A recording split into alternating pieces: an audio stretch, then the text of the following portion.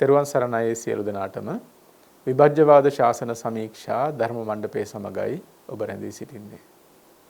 පුද්ගල භාවය කියන එක සෑම චිත්තසංතානයකම පවතින ධර්මයක්.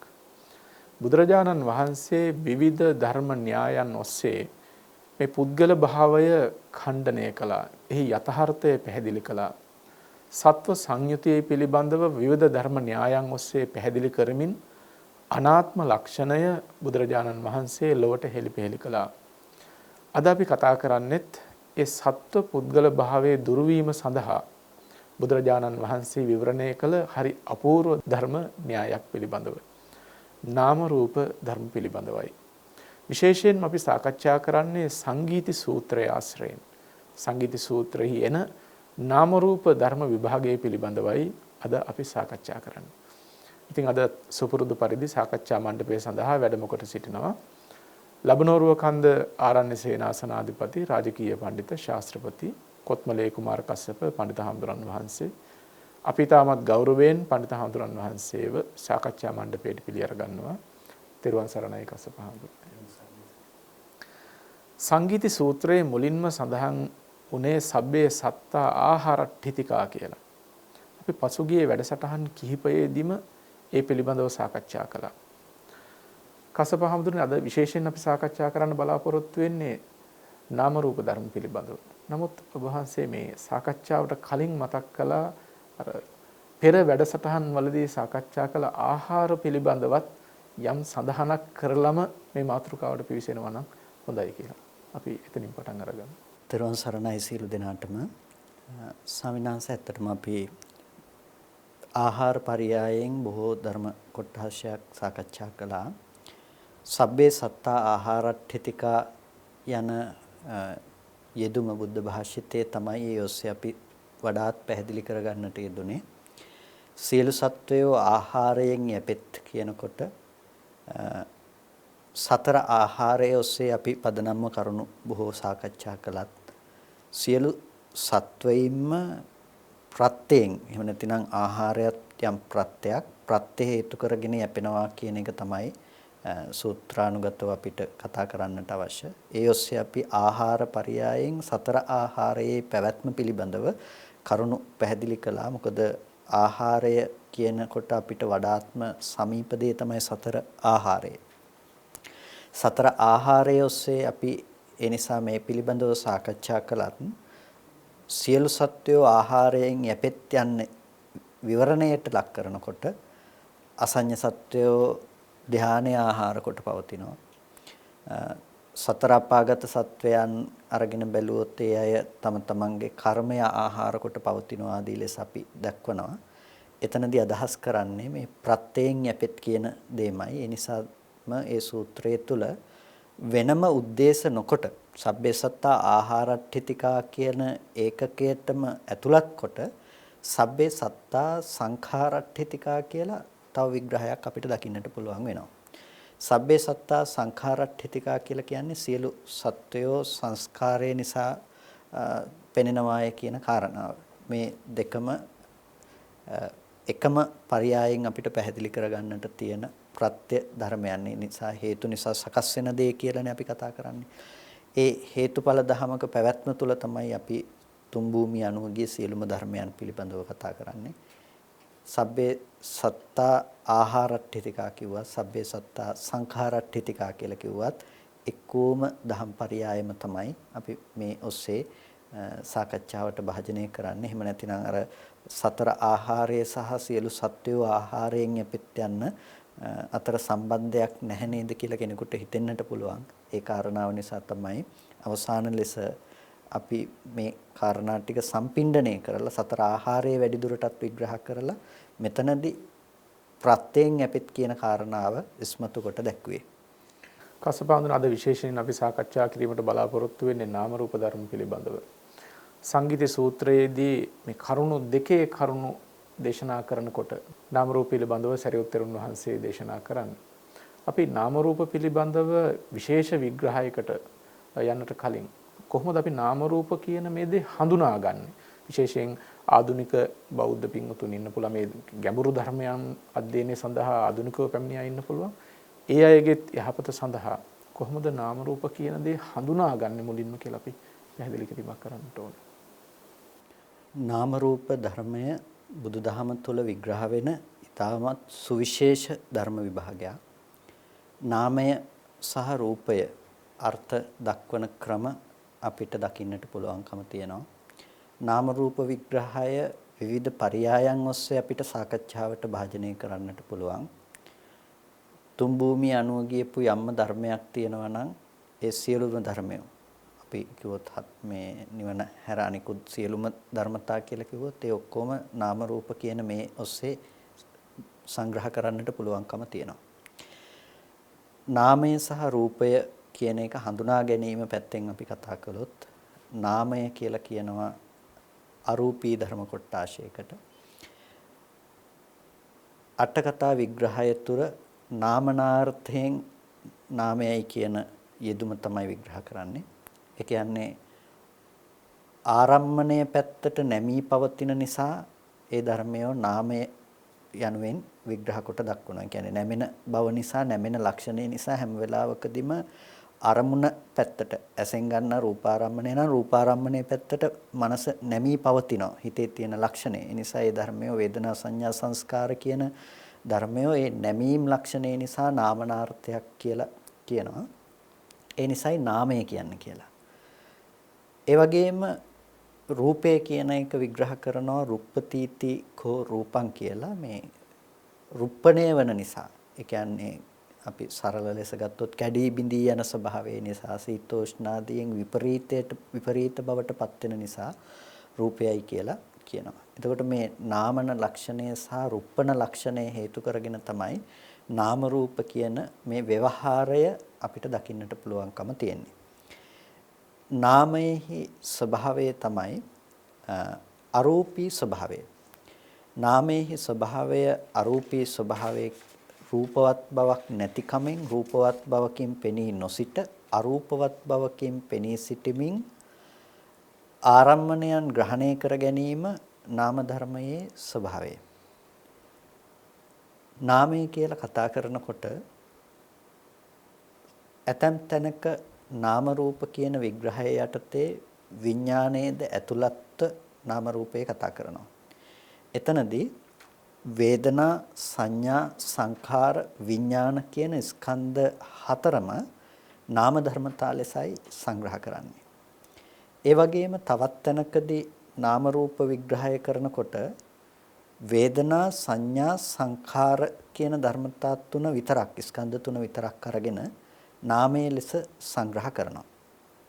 ඒ වගේම තවත් තැනකදී වේදනා සංඥා චේතනා පස්ස මනසිකාර කියන මේ ප්‍රධාන ලක්ෂණ ටිකෙන් නාමයේ පිළිබඳව අර්ථ ගන්වනවා. සූත්‍ර පිටකය අධ්‍යයනය කරනකොට සහ අභිධර්ම පිටකයේ තුලත් මේ ආකාරයට නාම ධර්මයන් පිළිබඳව විග්‍රහ කරන තැන් අපිට දකින්නට පුළුවන්කම තියෙනවා. ඒ හැමතැනකම ප්‍රකාශ කරන නාම අර්ථයන් වෙනස් වෙන්නේ නැහැ. ඒ කියන්නේ වේදනා සංඥා සංඛාර විඥාන කියලා කිව්වත් අර ආරම්මණයේ පැත්තට නැමී පවතින ලක්ෂණය ඒ හැමතැනකම තියෙන පොදු ලක්ෂණයක් නාම ලක්ෂණය කියන එක. ඊට පස්සේ අරූපී අර්ථයත් ඒ හැමතැනකටම පොදු දෙයක්. විඥානය කියන එක වේදනා සංඥා සංඛාරාදී සියලු ධර්මයන්ගේ දැනගැනීම සඳහා වැය වූ සිත ලෙසයි අපි සාමාන්‍යයෙන් භාවිත කරන්නේ. එහෙමත් නැතිනම් විජානන ලක්ෂණය දැනගන්න බව. ඒ දැනගන්න විජානන ලක්ෂණය ඇතැම් තැනකදී නාම රූපයට අයිති නාමයට අයිති කොට කතා කරන පරයයකුත් තියෙනවා. නාම රූප ප්‍රත්‍ය කරගෙන විඥාණය වෙනවා කියන වගේ තැන්වලදී විඥානයේ විජානන ලක්ෂණය ඉවත් කරලා අනිකුත් ස්කන්ධ ටික වේදනා සංඥා සංඛාර කියන ටික නාම ධර්මතා හැටියට කතා කරන පරයයකුත් තියෙනවා. ඒ වගේම වේදනා සංඥා චේතනා පස්ස මනසිකාර කියන චෛතසික ධර්මතා ටිකක් වැඩිපුර උලුප්පා දක්වමින්, ඒ කියන්නේ වේදනාව කියන්නේ අරමුණෙහි රසය විඳින වේදනා ගතිකය, කියන්නේ සැප දුක් උපේක්ෂා ආදී වශයෙන් ආරම්මන රසය උලුප්පා දක්වන එකට අපි කියනවා වේදනාව කියලා. සංඥාව කියලා කියනවා හඳුනන ස්වභාවයට. ඒ වගේම චේතනාව කියලා කියනවා හිතන කමට. පස්සේ කියලා කියනවා පස්සේ කියනවා ස්පර්ශය කියන එකට. ඒ වගේම මානසිකාරය කියලා කියනවා හිතනකම කියන එකට. වේදනා සංඥා චේතනා පස්ස මානසිකාර කියන මෙන්න මේ ප්‍රධාන ලක්ෂණයන් ටිකක් අරගෙන නාම ධර්මතා ටික පිළිබඳව හඳුන්වනවා. මෙතනදී චේතනාව සහ මානසිකාරය චේතනාව සහ මානසිකාරය කියන මේ ලක්ෂණ දෙක සංස්කාරස්කන්ධයේ එහෙමත් නැතිනම් ධම්මායතනයට අයත් එහෙම නැතිනම් සංස්කාරයට අයිති ධර්මයන් ලෙස තමයි ස්කන්ධ පරයයේදී හඳුනා ගන්නට පුළුවන්කම තියෙන්නේ. වේදනාව සහ සංඥාව වෙනම ස්කන්ධ ලෙස අපිට දකින්නට පුළුවන් වෙනවා. ස්පර්ශය කියන එක චෛතසික ධර්මයක්. ඒකත් සංස්කාරස්කන්ධයටම අයිති වෙන ධර්මයක් ලෙස චෛතසිකයක් ලෙස පස්ස චෛතසිකය ඇතුළත් කරනවා. ඒකෙදි මේ වේදනා සංඥා චේතනා පස්ස මනසිකාර කියන ටික ඔක්කොම අර ස්කන්ධ තුන ඇතුළත් කරන්නට පුළුවන් ධර්ම. නාමය පිළිබඳව කතා කෙරෙන නාමය පිළිබඳව ධර්මයේ තුල විග්‍රහ වෙලා තියෙන ආකාර කිහිපයක් තමයි අපි මේ විදිහට සඳහන් කරන්නට යෙදුනේ. රූපය පිළිබඳව සඳහන් කෙරෙන තැනකදී අපි කිව්වා රූපණ අර්ථයෙන් රූපේ කියලා. ඒ පිළිබඳව විග්‍රහ වෙනවා චත්තාරෝච මහා භූතා චතුන්නංච මහා භූතානං උපාදාය රූපං සතර මහා ධාතු පඨවි ආපෝ තේජෝ වායෝ සහ වර්ණ ගන්ධ රස ඕජා කියන උපාදාය රූපේ සතර මහා ධාතු සහ උපාදාය රූපේ අපි සුද්ධාෂ්ටක රූප කියලා හඳුන්වනවා. මෙන්න මේ මහා භූත රූපේ සහ උපාදාය රූප හතරත් කියන මේ රූපය සංක්ෂිප්තයක් ලෙස අපි රූපස්කන්ධය ලෙස විග්‍රහ කරගන්නවා. නාම ධර්මතා ටික සහ රූපය පොදුවේ අර්ථ දක්වනකොට මේ විදිහට තමයි අපිට වෙන් වශයෙන් දැනගන්නට පුළුවන්කම තියෙන්නේ. මෙහි අර්ථ විභාගය අපිට යෙදෙන පරයයට අනුව විමසා බැලිය යුතු වෙනවා. මොන අර්ථයෙන්ද මේ තැන මේ නාම රූපේ යන්නේ යෙදිලා තියෙන්නේ කියන එක ඒ තැනට සාධාරණව ඒ තැනට සාපේක්ෂව අපි අර්ථගත යුතු වෙනවා. මේ ඔක්කොම අර්ථය පොදු එක තැනකින් අර්ථ ගන්නට ගියොත් හැම පරයයකම නාම රූප කියලා අපි දකින හැමදේම එකම නාම රූපයයි කියලා අපි හිතාගෙන ඉන්න තැනින් අර්ථ ගන්නට ගියොත් ඒක ඊතරම්ම හොඳ මට්ටමක් නෙමෙයි. ඒ නිසා ඒ නාම රූප වලින් කරන කාර්යභාරය සහ සිදුවන ක්‍රියාවලිය අවස්ථාවට අනුව තමයි අපිට තේරුම් ගන්නට තියෙන්නේ. මේ විග්‍රහයත් එක්ක ඔබට තේරුම් අරගන්නට පුළුවන් නාම රූප ධර්ම විභාගය කියන එක. ධර්ම අර්ථයෙන් ගත්තත් කොයිතරම් ගැඹුරුද ඒ වගේම පරයය වශයෙන් ගත්තමත් කොයිතරම් විස්තරිත දෙයක්ද කියන එක ඔබට පැහැදිලි කරගන්න පුළුවන්කම තියෙනවා. කොටින්ම අපි කතා කළොත් අපි කතා කරන්නේ අපේ සිත සහ සිතිවිලිත් අපි අසුරු කරන රූපත් පිළිබඳව. නාම රූප කියන මේ ධර්ම විභාගයට ඇතුළත් වෙලා තියෙන රූපය සහ චිත්තචෛතසික ධර්ම ටික. නමුත් අපි වචනයකින් මේ රූප ටික සහ හිත සිතිවිලි කියලා කිව්වට මේ වගේ ආන්තරික ප්‍රභේද කොයි තරම්නම් භාවිතයේදී මේ වගේ වෙනස්කම් තියනවාද කියන එක බුදුරජාණන් වහන්සේ විවිධ අවස්ථාවල් වලදී විවිධ පර්යායන්ගෙන් දේශනා කරලා තියෙනවා. සූත්‍ර පිටකයේ ආශ්‍රයෙන් විශේෂයෙන් කස්සප හාමුදුරන් වහන්සේ පැහැදිලි කළා රූපය කියලා කියනකොට සතර මහා ධාතු සහ උපාදාය රූප ටික ඒ වගේම නාම කියලා කියනකොට චිත්ත චෛතසික කියන දෙකම ඇතුළත් වෙන විදිහට විග්‍රහ කළා. කස්සප හාමුදුරනේ මේ අභිධර්මයේ විශේෂයෙන් ගත්තම මේ ධර්මයන් පිළිබඳව හරි අපූර්වතම විග්‍රහයන් තියෙන්නේ. ඒ බඳු විග්‍රහයන් වෙන තැනක දක්නට නැති තරම් ඒක බුදුදහමටම ආවේනික දෙයක්, බුදුදහමටම අනන්‍ය දෙයක්. අපි කොහොමද ආභිධර්මික ක්‍රමයට මේ නාම රූප විභාගය පැහැදිලි කරගන්නේ? අභිධර්ම පිටකයේ අනුව නාම රූප විග්‍රහය අපි අරගෙන බැලුවත් අභිධර්ම ක්‍රමය ඔස්සේ අපිට වෙනම බෙදා දක්වන්නට පුළුවන් චිත්තචෛතසික ධර්මතා ටික නාම ධර්මතා ඔස්සේ බෙදා දක්වනකොට සිත සහ චෛතසික ධර්මතාවයන් අපිට වෙන් වශයෙන් දකින්නට පුළුවන්කම තියෙනවා.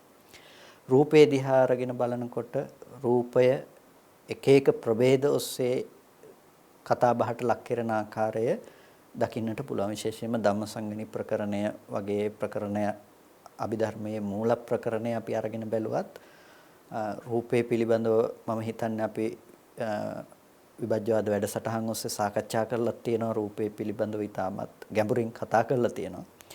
ඒ රූපය පිළිබඳව බෙදීම. ඒ විදිහටම අපිට නාම ධර්මයන් පිළිබඳව කතා කිරීමේදී වැදගත් වන මූලාශ්‍රයන් ලෙස ඒ සිතෙහි සහ චෛතසික ධර්මයන්ගේ හැසිරීම කියන කාරණාව දකින්නට පුළුවන්. අපි මුලින් කතා කළා වගේම ස්කන්ධයන්ගේ නාම රූප බෙහෙදේ පිළිබඳව අපි කතා කළොත් ඒ කියන්නේ පංචස්කන්ධය කියලා අපි කතා කරන ස්කන්ධ ධර්මය නාම රූප ලෙස දෙකකට වෙන් කළොත් අපිට රූපය රූපස්කන්ධයටත් වේදනා සංඥා සංඛාර විඥාන කියන ස්කන්ධ හතර නාමස්කන්ධයටත් ඇතුළත් කරන්නට පුළුවන්කම තියෙනවා. මේ ධර්මයන්ගේ තියෙන ආන්තරික ප්‍රභේදයන් අපිට කන්ද විභංගය තුල ස්කන්ධ විභංගය තුල ආදී සාකච්ඡා කරන්න පුළුවන් වෙනවා. කොහොමද මෙතනදී මේ ධර්මයන්ගේ විග්‍රහයන් සිද්ධ වෙලා තියෙන්නේ කියන එක. ඒ කියන්නේ වේදනාව කියන එක කොහොමද පැහැදිලි කරන්නේ? වේදනා ස්කන්ධයක් ලෙස කොහොමද වේදනාව පැහැදිලි කරන්නේ? වේදනාව පැහැදිලි කිරීමේදී චක්කු සම්පස්සයෙන් උපන් වේදනාව, සෝත සම්පස්සයෙන් උපන් වේදනාව, ගාන ජීවහා කාය මනෝ සම්පස්සයන්ගෙන් උපන් වේදනාව, සැප දුක් උපේක්ෂා ආදී වශයෙන් වේදනාව බෙදා දක්වනවා. වේදනාව බෙදා දක්වන එක පරයයක් නෙමෙයි වේදනාව දහසකට වැඩි ක්‍රමයකට බෙදා දක්වන පරයයන් තියෙනවා. එතකොට මේ විදිහට වේදනාව කියන එකම ධර්මයේ වුණත් බෙදා දක්වන්න පුළුවන් බොහෝ පැතිකඩවල් තියෙනවා. සංඥාව ගත්තත් ඒ රූප සංඥා, සද්ද සංඥා, ගන්ධ සංඥා, රස සංඥා, පොට්ටබ්බ සංඥා සහ ධම්ම සංඥා කියලා සංඥාවගේ නානත්වයක් අපිට දකින්න පුළුවන්කම තියෙනවා. ඒ සංඥා නානත්වයක් උනත් ඒක සංඥා ස්කන්ධය ලෙස පොදුවේ අපි සාකච්ඡා කරනවා. ඊට පස්සේ සංස්කාරය අරගෙන බැලුවොත් එහෙම ඒ සංස්කාරයේ ප්‍රභේදයන් චෛතසික ධර්මතා ඔස්සේ අපිට කතා කරන්න පුළුවන්. අපි චෛතසික 52 චෛතසික පිළිබඳව කතා කරනවා. ඒ චෛතසික ඔස්සේ අපිට සංස්කාර ස්කන්ධයෙහි ඇති විපුල පැතිරුණු බව පිළිබඳව එකිනෙකට ඇති චෛතසිකයන්ගේ ඇති වෙනස් ලක්ෂණය ඒ චෛතසිකයන්ගේ ක්‍රියාකාරීත්වය පිළිබඳව වෙනම කතා කරන්න පුළුවන්. මේ විදිහට සංස්කාර ස්කන්ධය අර්ථ දක්වනවා වගේම විඥාන ස්කන්ධය චක්කු විඥාන, සෝත විඥාන, ගහන විඥාන, જીවහා විඥාන, කාය විඥාන, මනෝ විඥාන කියලා විඥානයක් බෙදා දක්වන්නට පුළුවන්කම තියෙනවා. නමුත් විඥානයේ විජානන ලක්ෂණය පොදුයි. හැමතැනකම විඥානයේ සිද්ධිය තමයි දැනගන්න බව. මුල් වෙන ආයතනය විජානනයේ ඇති කිරීම සඳහා මුල් වෙන ආයතනයේ පැත්තෙන් අරගෙන රූපේ දැනගන්නවා, සද්දේ දැනගැනීම ආදී ලෙස අරගෙන තමයි චක්කු විඥාන, සෝත විඥාන ආදී ආයතනයන්ගෙන් ඒ විඥානය නම් කරලා තියෙන්නේ. කසබහඳුන් අපි විශේෂයෙන් දැන් මෙතනදී මේ ආභිධර්මික විග්‍රහයෙන් නාම රූප කතා කරන නිසාම මේ කාරණාව අහන්නේ. මොකද ආභිධර්මයේ කියවන්න උත්සාහවත් වෙන අපේ පින්වතුන්ට උපකාර පිණිස විඥානය පිළිබඳව විග්‍රහ කරනකොට දැන් සූත්‍ර පිටකේ නම් විඥාන 6ක් විස්තර වෙන්නේ. නමුත් අභිධර්ම පිටකයේදී මේක 7කට පෙන්නනවා. මෙන්න මේ ගැනත් යම්කිසි හැඳින්වීමක් කරොත් ඇයි මේ මනෝ ධාතු, මනෝ විඥාන ධාතු කියලා මේ බඳු විග්‍රහයක් කරන්න කියන එක. මොකද අපි මං හිතන්නේ අපේ ශ්‍රාවක ජනතාවට බොහොම ප්‍රයෝජනවත් වේවි ඒක. ඒ කාරණාව ඇත්තටම බොහොම වැදගත් ස්වාමීනාස අපි මතු කරපු එකත්. මොකද මේ දැනගැනීම කියන විඥානන කෘත්‍ය පොදුවේ ආයතන පැත්තෙන් අරගෙනනේ අපි 6 ආකාරයකට සූත්‍රයන් තුල සංග්‍රහ කරන්නේ. චක්කු විඥානය. චක්කු විඥානය කියන්නේ රූපයන් පිළිබඳව රූප දැනගන්න හිතට අපි කියනවා චක්කු විඥානය කියලා. චක්කු විඥාණයෙන් විඤ්ඤාය වෙන්නේ රූපය. ඒ කියන්නේ දත යුතු වෙන්නේ ඇහැට දකින වර්ණ රූපය. සෝත විඥාණයෙන් ශබ්දය කියලා අපිට මේ විඥානයේ පොදු ධර්මයේ කතා කරන්නට පුළුවන්. හැබැයි මේ චක්කු විඥානය කියලා පොදුවේ අපි කතා කරන එක මනවින්ම බෙදා දක්වන්නේ අභිධර්මයේ තුල. කියන්නේ සූත්‍ර පිටකයේ තුල අපි සාමාන්‍යයෙන් චක්කු විඥාණයෙන් දත යුතු රූපය පිළිබඳව ඉෂ්ඨකාන්ත මනාප ප්‍රිය රූප කාමෝප සංහිත රජනීය උන රූප අපි ඇහැට දකිනවා කියලා චක්කු විඥාණයෙන් දැනගන්නවා කිව්වට චක්කු විඥාණයෙන් විජානන කෘත්‍යයක් සිද්ධ කරන්නේ රූපයේහි ඇති වර්ණ සටහන පිළිබඳවනේ. එතකොට ඒක මනෝවිඤ්ඤාණ මට්ටමින් තමයි මනාකොටම ඒ අරමුණ පිළිබඳව දැනගන්නේ. ඒ කියන්නේ හිතෙන්ම තමයි යම් කිසි දෙයක් රූපේ පිළිබඳව දැනගන්නවා නම් ඒ මනෝවිඤ්ඤාණ මට්ටමකින්ම තමයි ඒක දැනගැනීම කියන ක්‍රියාකාරීත්වය සිද්ධ වෙන්නේ. චක්කු විඤ්ඤාණයෙන් පුළුවන්කම තියෙන දේ තමයි රූපය ප්‍රිය වශයෙන් හරි සාත වශයෙන් හරි ඍජුව ආරම්මණයක් විදිහට ගැනීමට හැකියාවක් ඇත්තේ නැහැ චක්කු විඤ්ඤාණයට. ඒ කියන්නේ කෙලෙස් හට ගැනීමට තරම් මුහුකුරාගේ සිතක් නෙමෙයි. කෙලෙස් හට ගැනීමට තරම් මුහුකුරාගේ සිතක් නෙමෙයි. එයාගේ ස්වභාවය පිළිබඳව හොඳටම පැහැදිලි කරනවා විභංග ප්‍රකරණේ ඥාන විභංගයේදී ද්විපංච විඥාන සිත් පිළිබඳව දක්වනකොට චක්කු විඥාන කුසල අකුසල චක්කු විඥාන සිත් පිළිබඳව විග්‍රහ කරනකොට අබිනිපාත මාත්‍රය හැරුණකොට වෙන කිසිම දෙයක් මේ චක්කු විඥාන සිතෙන් දැනගන්න පුළුවන් කමක් නැහැ. කියන්නේ ඇහැට වර්ණ රූපය ආපු බව හැරුණකොට වෙන කිසිම දෙයක් දැනගන්න පුළුවන් කමක් නැත්තේ නැහැ චක්කු විඥාන සිතෙන්. ඒ චක්කු විඥාන සිතෙන් ඒ දේ දැනගන්න නැත්නම් මොකෙන්ද දැනගන්නේ?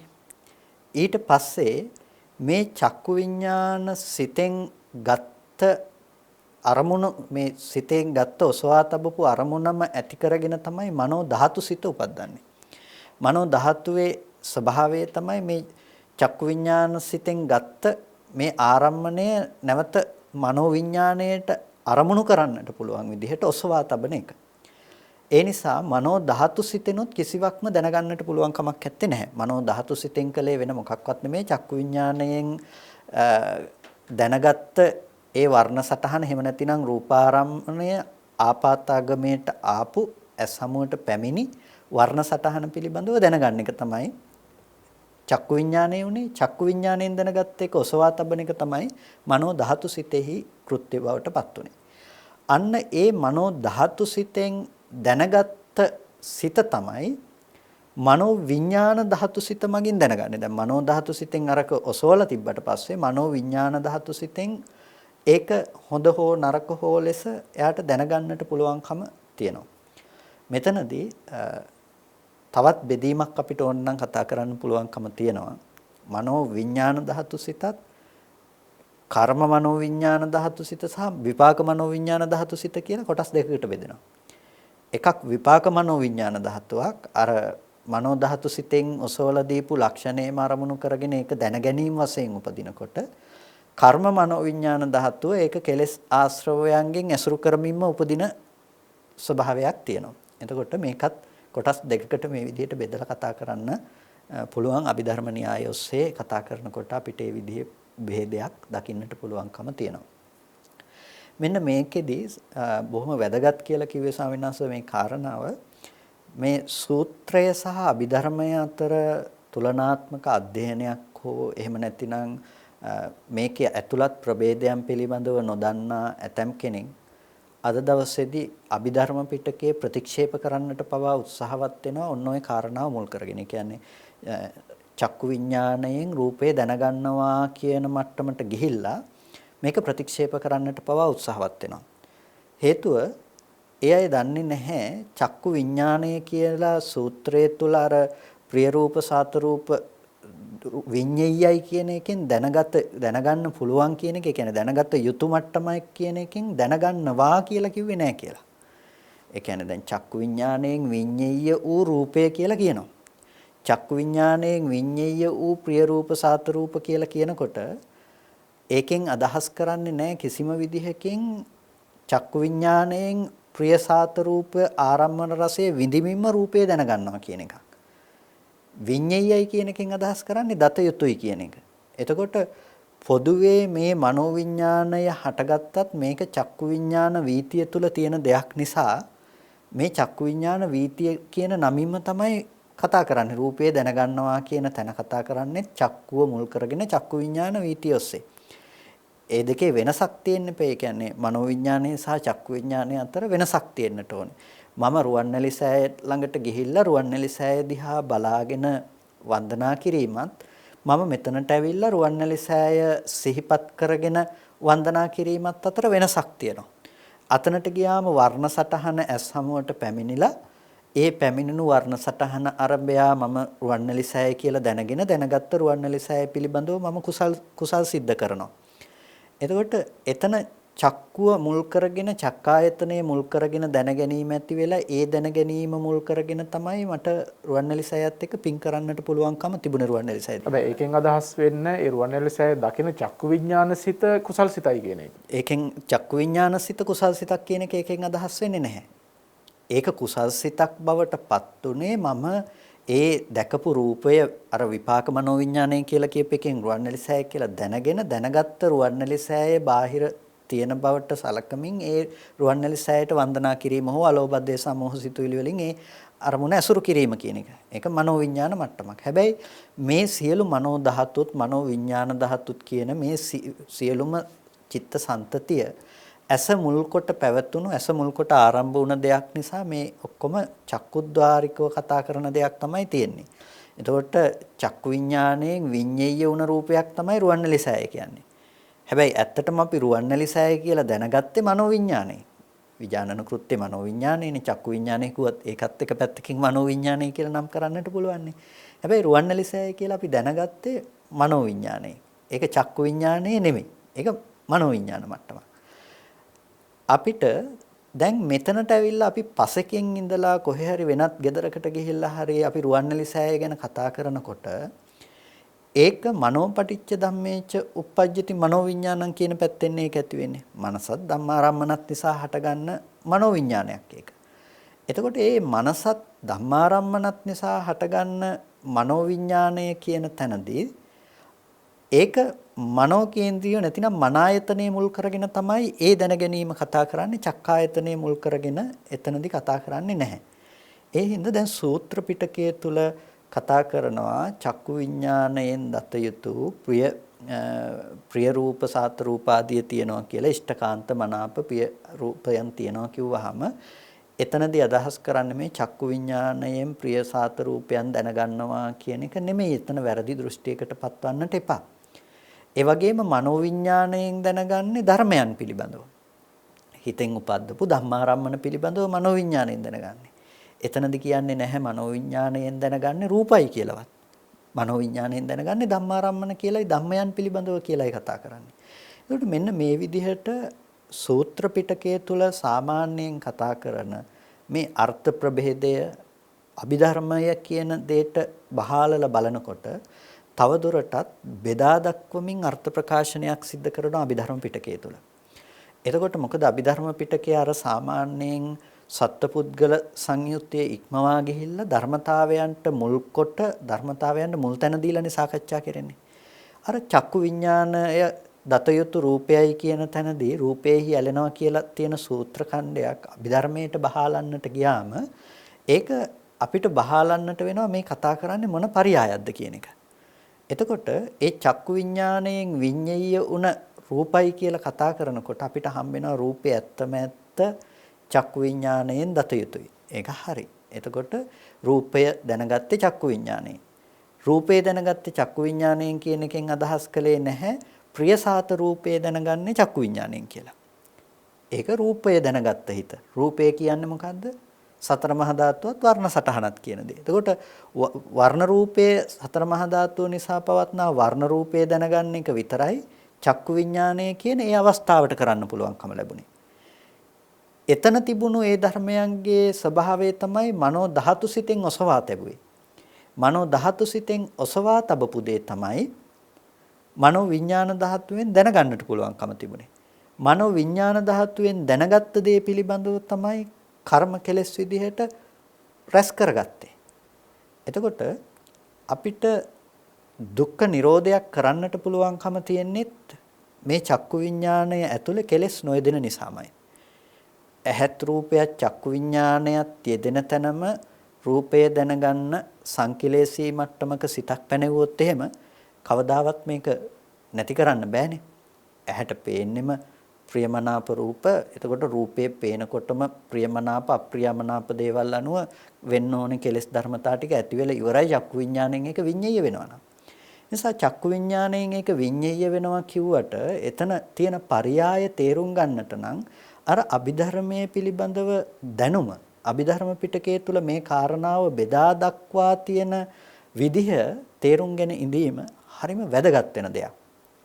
ඒ නිසා විඥානය කියන මේ එකම ස්වභාවය අරගෙන බැලුවත් අර බෙදා දැක්වීම අපිට සිද්ධ කරගත්තොත් මම හිතනවා ඒකෙන් ලොකු අර්ථයක් සිද්ධ කරගන්නට පුළුවන් කියලා. දැන් අර බුදුරජාණන් වහන්සේම උදාහරණයක් දක්වනවානේ ගොම වලින් තන දඬු ආදීන් ගින්නක් දැල්ලුවාට පස්සේ ගෝමග්ගි කියලා කියනවා, කට්ටග්ගි කියනවා, කටලග්ගි කියනවා. මේ විදිහට ඒ ගින්න නිෂ්පාදනය කළේ යම් දෙයකින්ද, ගින්න ඉපැද්දුවේ ගින්න පත්තු කළේ යම් කිසි මූලද්‍රව්‍යයක් හේතු කරගෙනද ඒ මූලද්‍රව්‍යයේ පැත්තෙන් අරගෙන ගින්න නම් කරනවා. හැබැයි එකම ගින්න. ඒ විදිහට ආයතන ටික මුල් කරගෙන විඥානයේ විජානනය හටගත්තත් ඒ විජානනය ඒ ආයතනයන්ගෙන් නම් කරන හැබැයි එකම විජානන ලක්ෂණය. චක්කු විඥානය කියන විඥාන අවස්ථාව අරගෙන විග්‍රහ කරගන්නට ගියොත් අපිට හම්බෙන්නේ මනෝමාන සංහදයන් පණ්ඩරම් මේ විග්‍රහය. සෝත විඥානය විස්තර කරන්නට ගියත් හම්බෙන්නේ ඒ විග්‍රහය. මනෝ විඥානය විස්තර කරන්නට ගියත් හම්බෙන්නේ එකම විග්‍රහය. ඒ කියන්නේ මේ හැම තැනකටම පොදු දේ තමයි මේ විජානන ලක්ෂණය මනස කියන එක මේ හැම තැනකටම පොදුයි. හැබැයි ආයතන පැත්තෙන් අරගෙන විඥානයේ තියෙන වෙනස්කම් පිළිබඳව මේ බෙදා දැක්වීම සිද්ධ කරනවා අභිධර්මයේ තුල. ඒ විඥානයේ වෙනස්කම් බෙදා දක්වනකොට ආයතන 6 අනුව 6 ආකාරයකටත් ඊට පස්සේ මනෝ ධාතු සහ මනෝ විඥාන ධාතු ලෙස නැවත 7 ආකාරයකටත් බෙදා දක්වන පරයයක් තියෙනවා. ඒ මනෝ ධාතු සහ මනෝ විඥාන ධාතු ලෙස බෙදා දැක්වීමේදී අර හැම ආයතනයකටම පොදු වුණ තව ලක්ෂණයක් තමයි මනෝ ධාතු සහ මනෝ විඥාන ධාතු කියන ලක්ෂණය. ඇහැට රූපය ගැටුණාම රූපය චක්කු විඥාන සිතෙන් දැනගන්නට පුළුවන් වෙන්නේ රූපයේහි වර්ණ සටහන විතරයි කිව්වා වගේම සෝතායතනයේ පැත්තෙන් ගත්තොත් සද්ද මාත්‍රයක් විතරයි. අම්මා කියනකොට ඒ ශබ්දය ඇහෙනකොටම අපිට අම්මව එකපාරම සෝත විඥාන සිතෙන් අම්මා කියන රූපයව පුද්ගලයෙක් සිහිපත් කරගෙන නැහැ. ශබ්දයේ සිහිපත් වුණ බව විතරයි සෝත විඥාන සිතේ ලක්ෂණය. ඊට පස්සේ ඒ සෝත විඥාන සිතේ සෝතම් පටිච්ච සද්දේච uppajjati සෝත විඥානං කියන මේ තුන්දෙනාගේ එකතුව ඇති තැනක තමයි මනෝ ධාතු සිත උපදින්නේ. මේ තුන්දෙනාගේ එකතුව වුණ බව මනසට අරමුණු කරන්න පුළුවන් විදිහට ඔසවා තැබීමක් සිද්ධ කරනවා. මනෝ විඥාන ධාතුවෙන් සිද්ධ කරන්නේ මේ ඔසවා තබපු ආරම්මණය දැනගන්න එක. ඒ ආරම්මණය දැන ගැනීම තුළ තමයි අපිට අම්මා කියන එක දැනගන්නට පුළුවන්කම තියෙන්නේ මනෝ විඥාන ධාතු මට්ටමකදී. අන්න ඒ වගේ මේ ආයතන 6ටම බෙදා දැක්වීම කරනවා මනෝ ධාතු සිතකුත් තියෙනවා මනෝ විඥාන ධාතු සිතකුත් තියෙනවා. ඒ නිසා පොදුවේ විඥානයේ බෙදා දක්වනකොට මේ මනෝ ධාතු සහ මනෝ විඥාන ධාතු කියන ටිකත් මේ 6ට අමතරව 7 ආකාරයකට විඥානය කියන දේ බෙදා දක්වනවා. ඒ නිසා නාම රූප විග්‍රහයේදී විඥානයේ නාමයට ඇතුළත් කරන පරයයක් අපි කතා කරනකොට මේ ධර්මතා ටික ඔක්කොම නාම විග්‍රහය යටතේ අපිට සාකච්ඡා කරන්නට සිද්ධ වෙනවා. අපි විශේෂයෙන් ඔබට පැහැදිලි කරන්නට ඕන අපේ කසපහඳුරන් වහන්සේ මේ කළ පැහැදිලි කිරීමත් එක්ක ඊ타ත්ම ගැඹුරු බොහොම අවධානයෙන් තේරුම් ගත යුතු ධර්ම කරුණු රාශියක් මේ විවරණය කරන්නට යෙදුනේ. ඉතින් අපි ඔබට මතක් කරනවා මේ වැඩසටහනෙන් පසුව හරි රිවයින්ඩ් කළා හරි නැවත මේ දේශනාව අහන්න. මොකද ඊ타ත්ම වැදගත් කරුණු කාරණා රාශියක් එයින් විවරණය වුණා. ඔබට හිතෙන්නට පුළුවන් ප්‍රිය රූප මధుර රූප එතකොට අපිට ඇහැට පේන්නේ නැද්ද? සාමාන්‍යයෙන් ලෝකයට දර්ශනයක් තියෙන කස්සපහඳුරනේ අපිට හොඳ දේවල් පේනවා නරක දේවල් පේනවා එහෙමනේ හිතෙන්නේ. එතකොට මේ සාමාන්‍ය දර්ශනය ඉක්මවා ඊට එහා ගියපු අතිශය ගම්භීර ධර්ම විවරණයක් බුදුරජාණන් වහන්සේ දේශනා කළා තියෙන්නේ. ඉතින් අන්න ඒ ධර්ම විවරණය තමයි කස්සපහඳුරන් වහන්සේ මෙහිදී පැහැදිලි කළේ. ඔබ ඒ කොටස පන්නලා යන්නට එපා. ඊටමත් හොඳින් තේරුම් අරගන්න ඊටමත් වැදගත් අර්ථයක් තමයි එයින් ජීවිතේට පැහැදිලි වෙන්නේ. කස්සපහඳුරනේ දැන් අපි කතා කරගෙන යනවනේ මේ විඥාන 7ක් පිළිබඳව අභිධර්මයේ ආශ්‍රයෙන්. එතකොට කෙනෙකුට එකපාර හිතෙන්න පුළුවන් දැන් නිවන් දකින්න මේ කියන විඥාන 6ද විඥාන 7ද මේ ඔක්කොම ඕනේද? මේ එකක්වත් නැතුව බැරිද? කියලා කෙනෙකුට හිතෙන්න පුළුවන්. අපි කොහොමද මේකේ තියෙන අතිශය වැදගත්කම අවධාරණය කරන්නේ? විශේෂයෙන් නිවන් දකින්න කෙනෙකුට මේ කරන ධර්ම විග්‍රහය අතිශයම වැදගත්කම. ඔහුට කෙලෙස් දුරු කරගන්න. මොකද්ද මේකේ තියෙන වැදගත්කම? මේ ධර්ම කාරණා ටික නැත්නම් ඇත්තටම මේ නිවන් දකින්නවා කියන එකත් මායාවක් වගේ තමයි ඇත්තටම. ගිලිහිලා යන දෙයක්. අනිවාර්යයෙන්ම ගිලිහිලා යන දෙයක් හැටියට අපිට දකින්නට පුළුවන්. කෙනෙක් තර්ක කරන්නට පුළුවන් එදා නිවන් දැක්ක සුනීත සෝපාකලත් ওই ටික ඔක්කොම ඉගෙනගෙනද නිවන් දැක්කේ? ධර්මය අහපු දාරුචීරිය හාමුදුරුවොත් ওই ටික අහලාද නිවන් දැක්කේ? ඉගෙනගෙනද නිවන් දැක්කේ කියලා ප්‍රශ්න අහන්නට පුළුවන්. එහිදී පුද්ගල නානත්වයේ දත යුතු වෙනවා. පුද්ගල නානත්වයේ කියන එකෙන් අදහස් කළේ උද්ඝටිතඥ පුද්ගලයා. ඒ කෙනා හරියට මේ නෙළුම් විලක ඉරු එළිය බලාපොරොත්තුවෙන් වතුරෙන් උඩට මතුවුන නෙළුම් පොහට්ටුවක් වගේ. ඉර එළිය වැටීමම ප්‍රමාණවත් පිපී යන්න. ඒ වගේ උද්ඝටිතඥ පුද්ගලයාගේ ස්වභාවය තමයි සසරේ මහා පුරුදු කරලා තියෙනවා. සසරේ මේ දර්ශනය ගොඩක් වඩලා තියෙනවා. මේ අද පරතෝගෝසප්‍රත්‍යයෙන් මේ අන්ධකාරය දුරු කරගන්න පුංචි ආලෝක කදම්බයක් ඇති ධර්මයේ තේරුම් ගන්න. ඒ වගේම විපංචිතඥ පුද්ගලයා. එතකොට ඒ පුද්ගලයාගේ ස්වභාවය තමයි විස්තර කරලා මේක බෙදා දක්වලා අර්ථ ප්‍රකාශ කරනකොට ධර්මය අවබෝධ කරගන්නට පුළුවන්. හැබැයි උද්ඝටිතඥ පුද්ගලයොත් බොහෝ විපංචිතඥ පුද්ගලයොත් භාග්‍යතුන් වහන්සේ හමුවෙහිම ධර්මය අවබෝධ කළා. මුල් යුගයේ බුද්ධ ශාසනයේ භාග්‍යතුන් වහන්සේ ශාසනයේ වැඩ ඉන්න කාලෙදිමත් පසු කාලයට එනකොට රහතන් වහන්සේලාගේ අඩු බවක් තිබුණානේ. අර එක සූත්‍රයකදී බුදුරජාණන් වහන්සේගෙම ප්‍රශ්නයක් අහනවානේ. ස්වාමීනි මේ භාග්‍යතුන් වහන්සේ මෙච්චර ශික්ෂාපද පනවා නොතිබෙන කාලෙදිත් බොහෝ භික්ෂුන් වහන්සේලා නිවන් දැක්කා. හැබැයි දැන් ස්වාමීනි මේ කාල වෙනකොට බොහෝ භික්ෂුන් වහන්සේලා නිවන් දැක්කාය කියන ඒ අඥාව අරිහත්ත්වයේ ප්‍රකාශ කරන භවයේ අඩුවක් තියෙනවා කියලා දැන් එහෙම ප්‍රශ්නයක් අහන්නේ ඒ බඳු බවක් පේන්නට තිබුණනේ එදා සමාජය තුලත්. ඒ කියන්නේ අර මහා ප්‍රඥාධික මහෝත්තමයෝ බොහොම ඉක්මනින්ම ධර්මය අවබෝධ කරගත්ත මුල් යුගයේ වෙනකොටම ඊට පස්සේ විස්තරාර්ථ සහිත දේශනාවන් අහලා නිවන් දකින්න අයත් ධර්මය අවබෝධ කරගෙන මේ 45 වසම ගෙවි යනකොට ඒ කාලයත් එක්කම අර මහෝත්තමයාගේ කාලය ටිකෙන් ටික අඩු වෙලා ගියපු බව අපිට දකින්න පුළුවන්. හැබැයි මේ බුද්ධ ශාසනයේ හැමදාම ඤෙය්‍ය පුද්ගලයන්ටත් පිහිට පිනිස පවතිනවා. ඒ කියන්නේ ඒ අයට පුළුවන් මේ ධර්මයේ පරතෝගෝ සප්‍රත්‍යයෙන් අහලා ඒ ඔස්සේ ධර්මයේ විමසමින් නැවත නැවත සම්මර්ෂණය කරමින් ඒ ධර්මයේ වඩලා නිවන් දකින්න අරහත්ත්වයටපත් වෙන්න පුළුවන්කම තියෙනවා. ඒක මේ ශාසනයේ ඕනම කාලයක නිවැරදිව පුරනවා නම් ධර්මය අවබෝධ කරගන්න බැරි කමක් නැත්තේ. නෑ ධර්මය අවබෝධ කරගන්න පුළුවන්. එතකොට ඒ ඤෙය්‍ය පුද්ගලයෙකුට ධර්මයේ විවිධ පරයයන්ගෙන් විවිධ ක්‍රමවේද ඔස්සේ සම්මර්ෂණය කරන්නට සිද්ධ වෙනවා. මේ පුද්ගලයාමනේ යම් කිසි දවසක මේ ජීවිතේ නිවන් දකින්න බැරි වුණත් මේ දියුණු කරන දේ හේතු කරගෙන උද්ඝටිතඥ පුද්ගලයෙක් බවට පත් වෙන්නේ මේ අද වඩන දේ හේතු කරගෙනමයි. නිසා නිවන් ප්‍රතිපදාව පැත්තෙන් අරගෙන බැලුවොත් මේ සියුම් ධර්මයන්ගේ සම්මර්ෂණය, සියුම් ධර්මයන්ගේ ගවේෂණය නැතුව නිවන් දකින්නවා කියන එක सिद्ध කරන්නට පුළුවන් දෙයක් නෙමෙයි. බොහොම වේගයෙන් නුවණ ඇති වුණත්, බොහොම හෙමින් ඒ ගැන නුවණ ඇති වුණත් මේ ධර්මයේ තමයි පිරිසිදු දකින්න වෙන්නේ. දැන් කෙනෙක් එකපාර රහත් වෙන්නේ නැහනේ. සෝවාන් වෙලා, සකෘදාගාමි වෙලා, අනාගාමි වෙලා තමයි අරිහත්ත්වයටපත් වෙන්නේ. එකපාර රහත් වුණා කියලා කිව්වට අනිත් ඵලවලටපත් වීම ගැන කතා නොකලත් ඒ මාර්ගඵල ලැබුවනේ මාර්ගඵලවලටපත් වුණා. ඒ වගේ තමයි අපිට ධර්මය මේ විදිහට අද වඩනකොට මේ ඔක්කොම ධර්මයේ පිළිබඳ නාම රූප ධර්මයන්ගේ දැනුම එදා නිවන් දැක්කපු රහත් වුණා කියනවනම් එතන පිරිසිදු දැක්කේ ක්ෂණිකව වුණත් නාම රූප ධර්මයේ තේරුම් ගත්ත නිසා තමයි.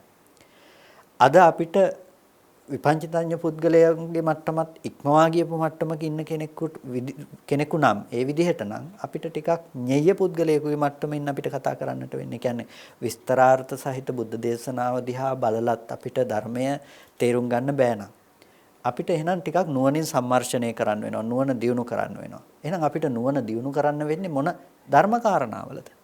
අපිට නුවණ දියුණු කරන්න වෙන්නේ මෙන්න මේ කතා කරන නාම රූපාදී ධර්මයන් පිළිබඳවනේ.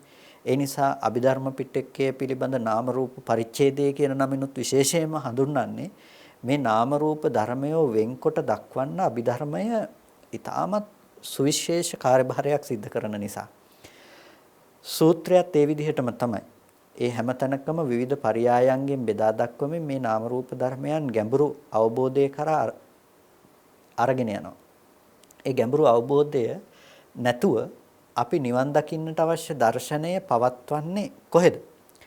කෝච්චියක් යන්න රේල් පීලි දෙකක් තියෙන්නට ඕනේ.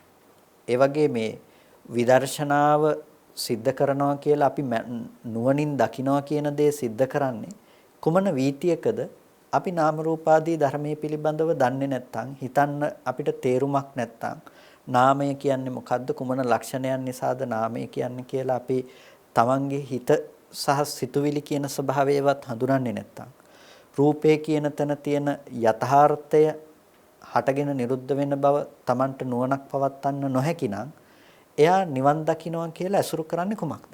එහෙනම් එයාට නිවන් දකින්නට අවශ්‍ය වීතියක් නිවන් දකින්නට අවශ්‍ය කරන ප්‍රතිපදාවක් ඇත්තේ නැහැ නාම රූප ධර්ම පිළිබඳ අවබෝධයක් නැත්තම්.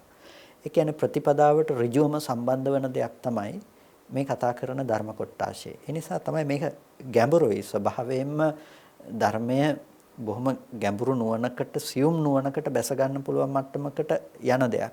ඒක කෙනකෙනාගේ ප්‍රඥා මට්ටම අනුව කෙනකෙනාට ධර්මයට පිවිසෙන්නට පුළුවන්කම තියෙනවා. හැබැයි පිවිසුණත් නිවන් දකින්නවා කියන තැන ඇතිවිය යුතු ඥාන දර්ශනය වෙන්නේ මේ නාම රූප සම්මිශ්‍රණය කියන දේ සිද්ධ නොවි නාම රූප පරිච්ඡේදයක් සිද්ධ කරන තැන.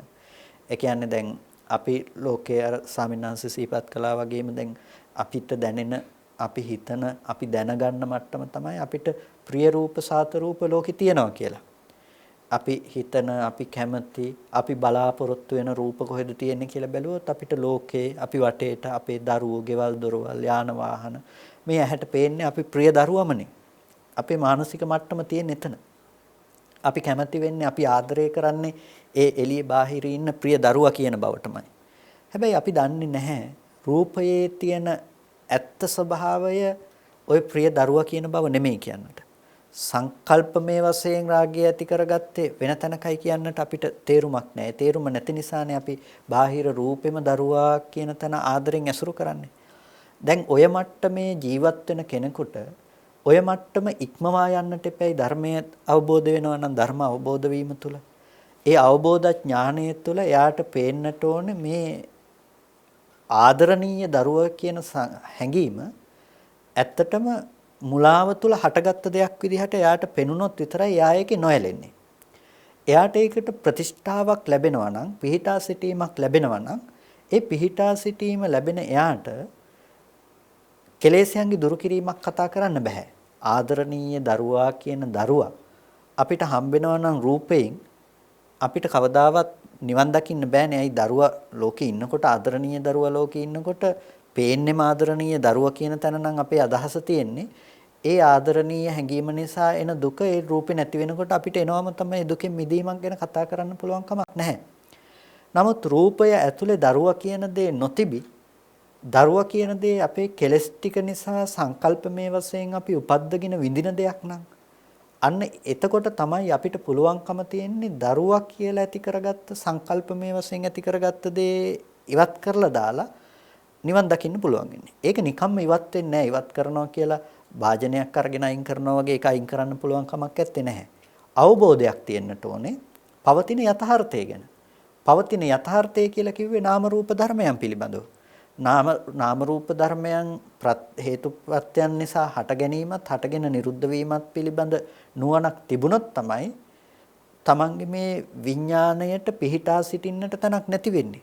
විඥාණය ප්‍රකට කරගන්න තැනක් තමන්ට ඇත්තේ නැති වෙන්නේ. ඒ නිසා නාම රූප ධර්මයන් පිළිබඳව තියෙන අවබෝධය අපිට නැත්තම් නාම රූප ධර්මයන්ගේ තියෙන නුවණක් අපිට නැත්තම් නිවන් දකින්නවා කියන එක ඇත්තටම සිදු නොවන දෙයක් හැටියට තමයි අපිට කතා කරන්න වෙන්නේ. කසවන් මම නැවතත් අහන්න කලින් අහපු ප්‍රශ්නේම වෙනත් විදිහකින් අහන්නේ. ප්‍රායෝගිකව දැන් ගොඩක් වෙලාවට කෙනෙක් බණ භාවනා කරන්න ගියාම කෙනෙක් හිතනවා කොහොමද මේ රාගසිත නැති කරගන්නේ, ද්වේෂසිත නැති කරගන්නේ, මේ තියෙන බැඳීම් තෘෂ්ණා මේ කෙලෙස් ජාලයන් කොහොමද නැති කරගන්නේ කියලා කෙනෙක් හිතනවා. එතකොට හිතට එන මේ සිතිවිලි ටික කොහොම හරි দমনය කරගන්නවට ඕන කියලා බොහොම වැරවීරය කරනවා. ඒතර ප්‍රායෝගිකව බණ භාවනාවක නිරත වෙන කෙනෙකුට මේ කරන නාම රූප විග්‍රහයත් එක්ක රාග සිතිවිල්ලක් කොහොමද දුරු කරගන්නේ? කොහොමද එයා ද්වේෂ සිතිවිල්ලක් දුරු කරගන්නේ? මොකක්ද එයාට මේ කරන විග්‍රහය කොහොමද ඔහුට උපකාර වෙන්නේ? ස්වාමීන් වහන්සේ ඒ කාරණාවේදී අපිට කොටස් දෙකකින් අපි මේක සාකච්ඡා කළොත් තේරුම් ගන්නට උත්සාහවත් වුණොත් හොඳයි. රාගය කියන එක කෙනෙකුට පරිඋත් ทาน මට්ටමට ගිහිල්ලා, ඒ කියන්නේ හිතේ නැගී සිටීමට ගිහිල්ලා රළු වශයෙන්ම රාගය ඇති වෙච්ච කෙනෙකුට නාම රූප ධර්මයක් ගැන හිත තියනවා කියන එක කරන්න බැරි දෙයක්. ඒක ප්‍රායෝගිකව කිරීම අපහසුයි. ඒ නිසා ඒ කෙනාට රාගය දුරු කිරීමට අසුබේ පෙන්නනවා. අසුබ සංඥාව වැඩි යුතුයි. අසුබ සංඥාව වඩනකොට මොකද වෙන්නේ? අර රළු මට්ටමේ රාගසහගත සංඥාව දුර වෙලා ගිහිල්ලා එයාට අසුබ සංඥාවේ හිත බැස ගන්න පටන් ගන්නවා. අපිට සුබ සංඥාව නිසානේ රාගය පරිඋත් ทาน වෙන්නේ, නැතිනම් හිතේ නැගී සිටීම වෙන්නේ. හොඳයි කියලා, ලස්සනයි කියලා බාහිර සුබ විදිහට ගන්නකම නිසා තමයි ඒ පිළිබඳව හිතේ ඇති දැඩි කැමැත්තක් නැවත නැවත උපදින්නට පටන් ගන්න. ඒකට අපි රාග අග්ගි කියලා කියනවා. රාග අග්ගි කියන්නේ රාගයේ නැමැති ගින්න කියන එක. රාගාග්නිය. එතකොට මේ ගින්න Tamanව දවන්න පටන් ගත්තට පස්සේ එකපාරම මේක නැති කරන්න පුළුවන් කමක් නැත්තේ නෑ. ඒ කෙනාට තමයි අසුබය නැමැති වතුර ටිකක් ඉහළ මේ ගින්න ඉස්සෙල්ලා නිවන්න මේ ලිපයින් කරන්න කලින් කියන්නේ. එතකොට අසුබ සංඥාවේ හිත පිහිටව ගැනීම තමයි රාගාග්නිය, රාගය වගේ කෙලෙසයක් වැඩිපුරම තියෙන කෙනෙකුට අපිට මුලින්ම පෙන්වන්නට වෙන දේ. ඒ විදිහට රාගය අඩු වෙනකොට අපිට ඊළඟට තමයි කතා කරන්න පුළුවන් වෙන්නේ මේ නාම රූප ධර්ම පරිච්ඡේදයක් පිළිබඳව. විශේෂයෙන්ම කෙලෙස් දුරු කිරීම පිළිබඳව කතා කරනකොට මේ කාමසහගත සිතක් ඇති වුනහම uppannං වා කාම විතක්කං නාදිවාසේති පජහති බ්‍යන්ති කරෝති අනභවං ගමේති කියලා වචන ටිකක් තියෙනවා. උපන්නා වූ කාම විතරකේ නාදිවාසේති ඒක ඉවසන්නේ නැහැ. අර සමහර වෙලාවට අද ලෝකේ කතා කරනවානේ මේ රාගයක් ඇති වුනහම රාගය ඇති වුණ කියලා හිත දිහා බලාගෙන හිටියාම දැනගෙන හිටියාම හරි. ද්වේෂයක් ඇති වුනහම ද්වේෂය ඇති වුණ කියලා හිතාගෙන හිටියාම හරි. ද්වේෂයක් આવොත් බනින්න. මේ විදිහට උත්තර දෙන්නේ නැහැ. බුද්ධ ශාසනය තුල විග්‍රහ කරන්නේ uppannං වා කාම විතක්කං නාදි වාසේති. ඒක ඉවසගෙන ඉන්න එපා. පජහති. ඒක එයා දුරු කරනවා. ඊට පස්සේ එයා ඒක ක්ෂය භාවයට පමුණවනවා. තව එකක් කියනවා අනභවං ගමේති. නැවත නොහට ගන්න බවට පත් කරනවා. නැවත ඒක එන්නේ නැති බවට පත් කරනවා. යම් රාග විතර්කයක් ආවේ යම් අරමුණක් මත නම් ඉස්සෙල්ලාම එයා කරන දේ තමයි රාග අරමුණේ ඉන්නේ නැතුව රාග අරමුණ දුරු කරන එක. අපි අසුබේ වඩනවා කියලා කිව්වේ ඒකට. අසුභානුස්සතිය වඩමින් එයා රාගසහිත අරමුණ රාගසහිත සිත දුරු කිරීමට ලක් කරනවා. රාගසහිත සිත ඒ විදිහට දුරු කරමින් ඒ රාගසහිත සිත ඉවත් කරගන්නකොට ඒ සිත නැවත හටගන්න පුළුවන්කම එයා ළඟ තියෙනවා. ඊට පස්සේ එයා උත්සාහවත් වෙනවා අර නැවත හටගන්න පුළුවන්කමත් නැති කරලා දාන්න. ඒ කොහොමද? ඒක මූල බීජය තුලින්ම අයින් කරන්න. ඒකට තමයි නාම රූප ධර්මය අපිට මහත්ම උපකාරයක් සපයන්නේ. අපි කෙලෙස් සහිත සිතක් හටගන්නෙම අපි හොඳයි කියලා හිතන්නෙම ඇත්ත නොදන්නාකම නිසා. අපි දන්නේ නැහැ අපි රාග වශයෙන් ඇලෙන ඒක හොඳයි කියලා අපි අල්ලගන්න ග්‍රහණය කරගන්න දේ රූපෙට අයිති දේ නෙමෙයි Tamange හිතටම අයිති දේ කියලා.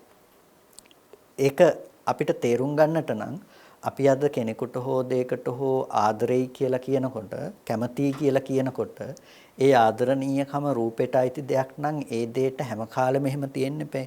සමහර පුංචි කාලේ ආදරෙන් දරුවව හදාගත්ත දෙමව්පියන්ට පස්සේ කාලේ පේන්න බැරි වෙන්නේ.